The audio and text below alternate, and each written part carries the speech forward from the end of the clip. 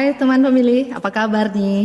Ketemu lagi dalam podcast KPU Kabupaten Bangli yang pada kesempatan kali ini kita kedatangan dua orang tamu istimewa, yaitu anggota KPU Kabupaten Bangli, Ketua Divisi Hukum dan Pengawasan Bapak Dewa Praja, dan juga Ketua Divisi Teknis Penyelenggaraan Bapak Ketut Suandana. Selamat datang Bapak Dewa dan Bapak Tut di podcast KPU Kabupaten Bangli. Selamat sore. Selamat sore. Gimana kabar ini? Setelah melalui proses tahapan yang begitu panjang, apa kabar nih? Sehat ya, Sengkare ya? Astungkare sehat-sehat. Sore ini mungkin banyak teman-teman pemilih juga ingin tahu proses terkait tahapan pemilihan bupati dan wakil bupati kemarin, apa-apa saja nih? Ya dari proses mungkin pendaftaran atau mungkin akhirnya sampai adanya hasil, mungkin Pak Dewo atau Pak Tut mungkin bisa bercerita sedikit kepada teman-teman pemilih. Mungkin dari Pak Tut dulu deh, selaku divisi teknis mungkin ada kan banyak tahapan tuh, ada pendaftaran kah itu, nanti penghitungan dan lain sebagainya. Mungkin bisa Pak Tut dulu deh. Ya, terima kasih Bu Rahayu. Selamat sore. Salam sehat untuk kita semua, kepada semua teman pemilih dimanapun berada. Sebelumnya perkenalkan dulu, nama saya Ketut Suandana selaku Ketua Divisi Teknis Penyelenggaraan. Baik, dalam hal ini dari tahapan ke tahapan yang seperti apa tadi Bu Rahayu tanyakan, memang KPU Kabupaten Bangli dari proses pengumuman, pendaftaran hingga kita penetapan pasangan calon itu memang kita sudah lalui, dan astungkare semua bisa berjalan dengan baik, begitu. Ada kendala-kendala khusus nggak Pak? Umpamanya ada yang krusial banget sih dalam tahapan itu. Mungkin dari divisi teknis dulu ya Pak Dewa ya. Nanti mungkin dari sisi hukumnya Pak Dewa seperti apa yang nanti mungkin Pak Tut dulu deh bercerita sedikit mungkin. Ada yang pernah melalui ada kendala atau dan lain sebagainya mungkin. Baik, dalam hal pencalonan itu tidak bisa dipungkiri ada beberapa hal memang kendala-kendala yang dimana kendala tersebut itu adalah berkaitan administrasi pasangan calon.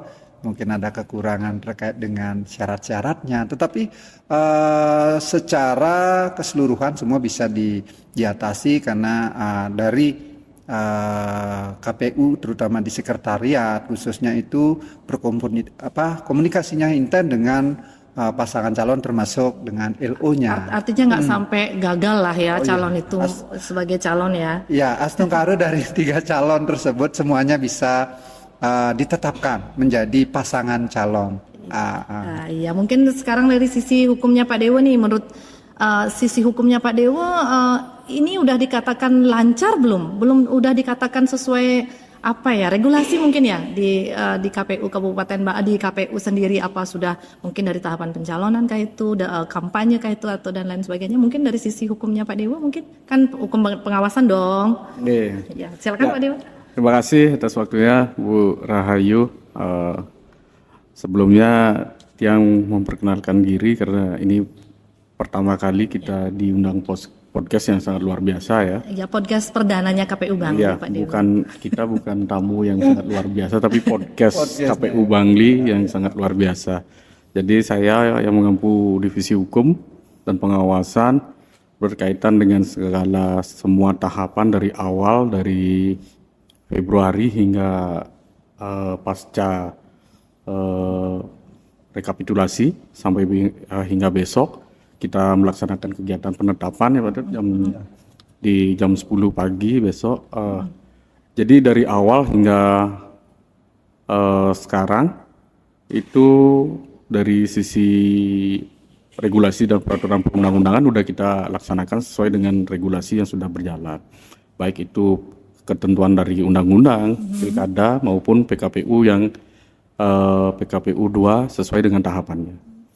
Jadi kita di divisi hukum terhadap setiap kegiatan yang dilaksanakan oleh seluruh kegiatan yang ada di KPU Bangli, baik itu dari divisi teknis, Parmas dan semuanya, kami di divisi hukum yaitu dengan moto sebagai selimut. Jadi divisi hukum adalah sebagai penyelimut dari rekan-rekan komisioner yang lain dalam melaksanakan tugas dan tupoksinya.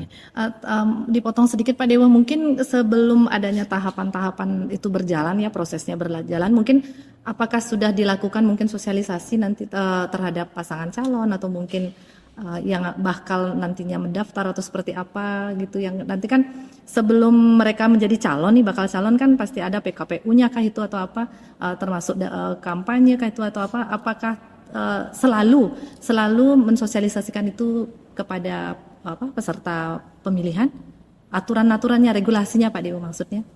Apa disampaikan juga ya hal-hal tersebut pada pasangan calon mungkin atau peserta pemilihan lah? Ya, kami dari divisi Parmas, rekan kita di divisi Parmas intens melaksanakan kegiatan tersebut. Itu mulai dari bulan Maret kira-kira ya Pak Dede, sampai hingga mendekati hari H pencoblosan. Itu dilaksanakan di berbagai di seluruh kecamatan yang ada di Kabupaten Bangli dan sekolah-sekolah, mensosialisasikan setiap yang awal pada bulan Maret itu mensosialisasikan bahwa di tanggal 27 November itu ada kegiatan pilkada. Jadi di pertengahan itu mensosialisasikan para calon yang sudah terdaftar dan kita tetapkan. Mungkin kayak seperti Pak Tut umpama nih, kan akan ada tahapan pencalonan nih umpama. Sebelum itu kan melakukan sosialisasi terlebih dahulu kan terhadap peraturannya mungkin sesuai dengan aturan apa gitu kan, tetap kan melakukan hal tersebut kan? Mungkin yang menambahkan sedikit dari apa yang telah disampaikan oleh rekan Pak Dewo selaku selimut. Terima kasih Pak Dewo sudah menyelimuti kita dalam situasi yang dingin ini. Mudah-mudahan nanti prosesnya juga akan lebih lancar dalam penetapan besok. Sudah tentu dalam hal akan ada tahapan sosialisasi berkaitan dengan pencalonan Bu Rahayu, yang dimana regulasinya akan disampaikan berkaitan dengan syarat-syarat dan ketentuan bakal pasangan calon tersebut, apa-apa saja yang perlu dia dipersiapkan. Nah, itu yang kita sosialisasikan. Contoh, misalnya pasangan calon harus minimal umurnya, syarat umurnya berapa, terus ketika dia harus menjadi calon, syarat dukungannya berapa. Nah, hal-hal itu yang kita sosialisasikan kepada masyarakat luas, tentunya khususnya di Kabupaten Bangli. Ngomong-ngomong masalah penetapan nih, kan besok nih penetapan pasangan calon ya, Bupati dan Wakil Bupati Bangli. Mungkin teman-teman pemilih mungkin juga ingin mengetahui sebelum dilantiknya pasangan calon terpilih mungkin prosesnya apa-apa saja ini. Kan umpama sebelum adanya niki kayak sekarang penetapan, apa-apa saja sih prosesnya? Mungkin dari Pak Dewo dari segi hukum mungkin apa yang harus dipenuhi sehingga KPU itu bisa menetapkan nih pasangan calon tersebut sebagai calon terpilih gitu. Mungkin dari sisinya Pak Dewo mungkin. Jadi mengacu pada peraturan Mahkamah Konstitusi nomor 14 tahun 2024, yaitu tentang tahapan dan jadwal persidangan pengajuan perkara di Mahkamah Konstitusi, yaitu tanggal 3 hingga tanggal 6 Januari, itu merupakan penerbitan BRPK, Buku Registrasi Perkara Konstitusi. Ya, syukurnya setungkara kita di Bangli tidak ada gugatan, dan seluruh Bali di Provinsi Bali. Mohon maaf Pak Dewo, nggak ada gugatan tuh berarti nggak ada masalah ya Pak Dewo? Nggak ada. Nggak ada dari sengketa proses. Dari semua proses tahapan. Dari semua proses tahapan, dari baik itu sengketa proses dan sengketa hasil, setungkara kita aman di Bangli. Jadi mengacu kembali lagi peraturan MK, maka BRPK itu kemarin terbit pas tanggal 6. Tanggal 6, jadi kita sudah dapat memastikan tanggal 9 besok kita menetapkan calon bupati terpilih. Sehari setelah penetapan calon bupati terpilih di tanggal 10, mengacu pada PKPU 18 tahun 2024, itu di bab 9 ayat 4 pasal 66, ada bunyinya kita wajib mengajukan surat pengesahan kepada DPRD Kabupaten Bangli. agar bisa ditindaklanjuti oleh DPRD untuk kegiatan selanjutnya itu pelantikan bupati terpilih. Bupati terpilih. Oh, artinya sebelum ditetapkan sebagai calon terpilih, memang harus menunggu dulu surat yang datang dari MK itu ya Pak Dewo ya. Iya. Berarti sebelum datang itu kita dari di KPU juga nggak berani ya atau belum bisa melakukan Belum. penetapan calon terpilih ya Pak Dewo ya. Oh. Ya, intinya kita menunggu keputusan bukan keputusan BRPK yang ada di Mahkamah. Mahkamah Konstitusi. Iya. Ngomong-ngomong nih terkait tadi Pak Dewo kan menyampaikan nih bahwa nggak ada gugatan nih, Bangli hebat nih. Nggak ada gugatan, nggak ada sengketa, sengkare ya, kita aman semua di Bali. Nah, terkait nggak adanya sengketa mungkin dari segi tahapan mungkin kan dari Pak Tut ya. Yang saya rasa yang agak riwah itu kan di ini ya Pak Tut ya. Di pemungutan dan penghitungan suara ya, mungkin bisa dibagi nih tipsnya pada teman-teman pemilih, mungkin pengen tahu juga nih kan bisa berjalan lancar sampai tidak adanya gugatan maupun sengketa, mungkin ada langkah-langkah yang dilakukan atau mungkin BIMTEK-nya kepada jajaran di bawah bagus banget nih kalau yang gini kan ya, coba mungkin Pak Dit disampaikan. Sebenarnya bukan dari untuk sendiri yang hebat, tentunya semua jajaran di KPU semua, artinya ini adalah satu kesatuan lembaga kita yang dimana bahu membahu dalam hal memberikan BIMTEK kepada teman-teman badan ad hoc di tingkat kecamatan maupun di tingkat desa, sehingga proses-proses tahapan pungut hitung yang dilaksanakan di tingkat TPS bisa berjalan dengan baik dan lancar. Walaupun kita tidak bisa dipungkiri ada kendala-kendala kecil dalam bagaimana kita memberikan BIMTEK yang dimana regulasi tahapan dari yang kita dapatkan itu sangat mepet, beririsan dengan kegiatan pemilu.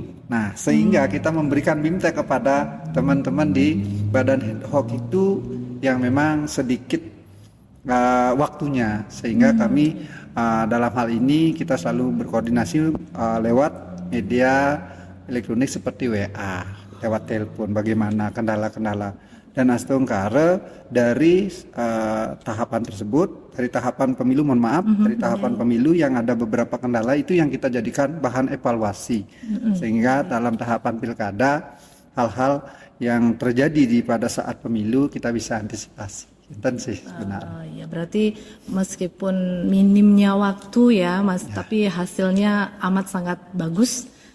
Salut buat KPU Bangli, semoga bisa dipertahankan untuk pemilu maupun pemilihan selanjutnya. Mungkin Pak Tut bisa bercerita sedikit dari sekian BIMTEK nih, kan sudah melakukan BIMTEK berkali-kali berulang-ulang, mungkin BIMTEK-nya dilakukan per ini ya Pak Tut ya, per tingkatan atau memang KPU sendiri yang nge-BIMTEK sampai ke tingkat KPPS atau seperti apa prosesnya Pak Tut? Ya, kebetulan kemarin pada saat proses tahapan BIMTEK, karena arahan dari KPU provinsi, pimpinan di provinsi menyampaikan, dan BIMTEK untuk PPK itu di BIMTEK oleh provinsi, dan kami di KPU kabupaten itu membimtek teman-teman di tingkat badan ad hoc di PPS, sehingga jenjang dari BIMTEK itu jelas. Nah, karena kalau dulu di pemilu itu PPS di BIMTEK oleh PPK, sehingga ada beberapa hal-hal yang mungkin terlewatkan dari teman-teman kita di PPK, sehingga itu yang kita evaluasi.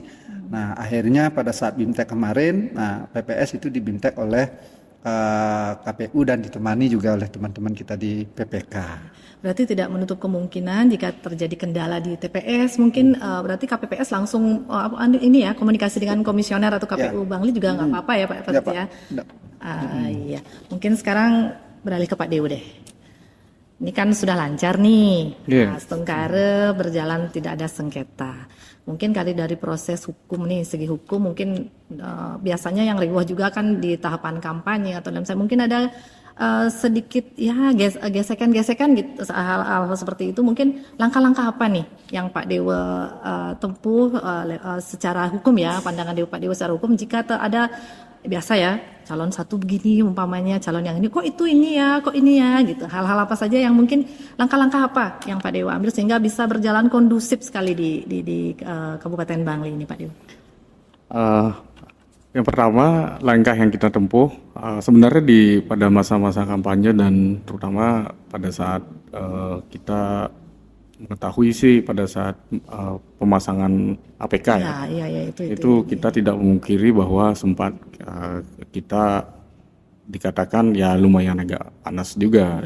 Cuman karena rekan-rekan kita dan seluruh stakeholder jalinan komunikasi kita dengan rekan-rekan kita di Bawaslu, kepolisian dan para LO dan tentunya para paslon ya, 3 paslon itu dapat kita komunikasikan dengan baik sehingga hal yang kita tidak inginkan seperti adanya ya riak-riak panas dan gugatan hingga sengketa proses pada antara peserta pilkada antara pasangan paslon itu dapat kita hindari melalui komunikasi. Berkat juga bantuan dari terutama kan dari pemerintah daerah ya. Kan kita waktu itu ada Pak PJ yang sangat intens dan sigap dalam membantu kita pada saat pelaksanaan penertiban APK. Kita dapat rapat koordinasi itu waktu itu difasilitasi oleh pemerintah daerah kita dan Bawaslu semuanya, TNI Polri juga terlibat. Jadi semua keadaan yang di Bangli kita dapat jaga sesuai dengan regulasi sehingga terciptanya kondisivitas di Kabupaten Bangli. Intinya koordinasi yang baik ya Pak Dewa, mungkin antara KPU, Bawaslu, stakeholder TNI Polri ya. Ya terima kasih Pak Dewa, Pak Tut. Sebenarnya masih pengen panjang sekali ngobrolnya ya. Mungkin dari satu persatu tahapan mungkin pengen dibahas, tapi karena waktu ya kita mungkin harus undur diri. Pak Dewa, Pak Tut, terima kasih sekali sudah hadir perdana di podcast KPU Bangli. Mungkin nanti bisa hadir kembali pada podcast KPU Bangli selanjutnya dengan yang lebih menarik lagi obrolan kita kali ini. Ya, terima kasih banyak Pak Tut dan Pak Dewa. Terima kasih. Teman-teman pemilih, hanya segitu dulu podcast kita kali ini.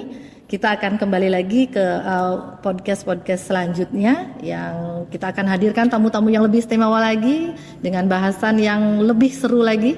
Tunggu podcast kami KPU Kabupaten Bangli selanjutnya. Terima kasih.